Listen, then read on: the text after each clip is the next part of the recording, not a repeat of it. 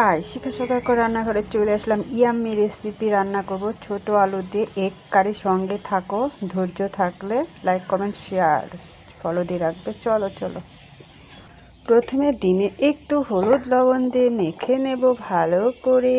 Yummy yummy tasty. ধৈর্য নেই অনেকেরই ছোট আলু দিয়ে ডিম রান্না করা, কিন্তু খেতে হ্যাভি টেস্টি। আমারও তো খুব একটা ধৈর্য নেই, তবে খেতে ভালো লাগে তাই করে নিচ্ছি। সঙ্গে থাকো, স্কিপ করো না। এই ছোট ছোট আলুগুলোকে প্রথমে আমি ভালো করে ধুয়ে নিয়ে একটা প্রেসারে সিটি দিয়ে, পুরোটা দেখায়নি তাহলে অনেক দীর্ঘ লং হয়ে যাবে, তারপর আমি বেছে নিয়েছি। অনেক টাইম লাগে, তবু খেতে কিন্তু হ্যাভি টেস্টি। তোমরা অবশ্যই কীভাবে কে খাও অবশ্যই জানাবে। দেখো, কড়াইতে তেল দিয়ে দিয়েছি। এবার মেখে রাখা ডিমগুলো দিয়ে দিচ্ছি। এগুলো একটু যদি কেটে কেটে দাও তাহলেও ভালো হয়। আমি এমনি দিয়েছি, তবে খুন্তি দিয়ে একটু একটু করে করে দেবো, যাতে তেল মশলা একটু করে ভেতরে চলে যায়। দেখো, ভালো করে আমি ভেজে নিচ্ছি।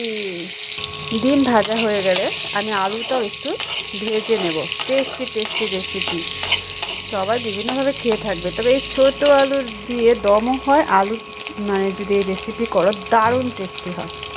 ডিম ভাজা নামিয়ে নিয়েছি। এবার আলুগুলো ভেজে নেব। এই তেলের মধ্যে আমি আলুগুলো দিয়ে দিচ্ছি। সুন্দর করে একটু লবণ হলুদ দিয়ে ভেজে নেব।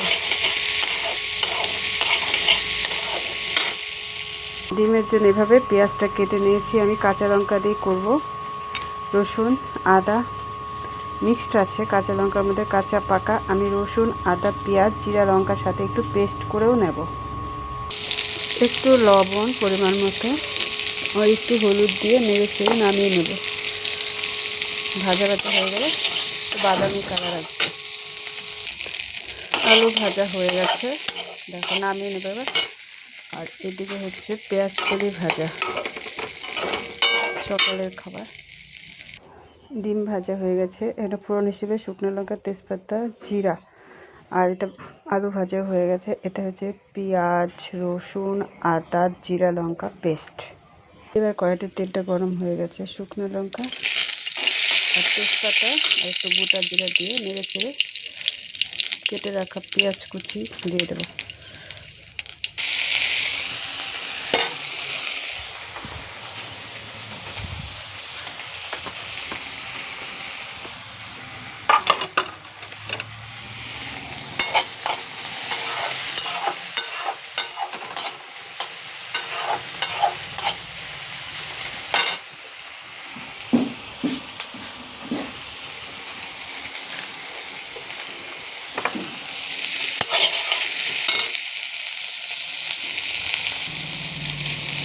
হলুদ একবার দিয়েছি আলু ভাজার সময়, আর ডিম ভাজার সময় হলুদ লবণ, তাই এখানে কম দেব।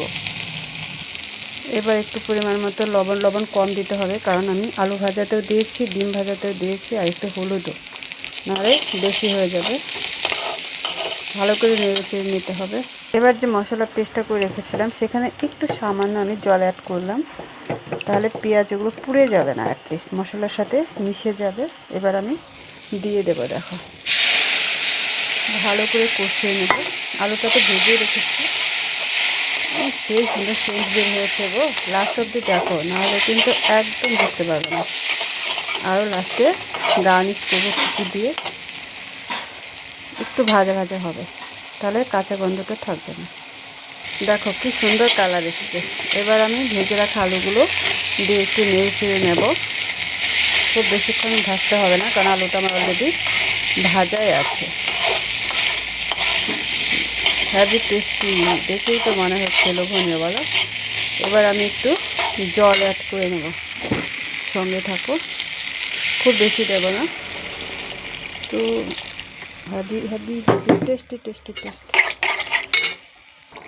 দেখো, এবার আমি ভেজে রাখা ডিমগুলো দিয়ে আর একটু জাল করে গরম মশলা দিয়ে আমি নামিয়ে নেবো। আমার রেসিপি কিন্তু প্রায় কমপ্লিটের পথে। কেমন লাগবে লাইক কমেন্টসে জানাতে ভুলবে না, একটু শেয়ার করে দেবে। নতুন নতুন ভিডিও নিয়ে আমি চলে আসবো। দেখো, গরম মশলাটা আমি দিয়ে দিচ্ছি। হ্যাভি টেস্টি, একটু ঘিও দিতে পারো যারা ঘি খাও। খুব টেস্টি রেসিপি কিন্তু। আর একটু জাল হলে আমি নামিয়ে নেব। এবার নামিয়ে নিচ্ছি। আমার রান্না কমপ্লিট কমপ্লিট কমপ্লিট। দেখো দেখো, ইয়ামি ইয়ামি, কে কে খাবে চলে আসো।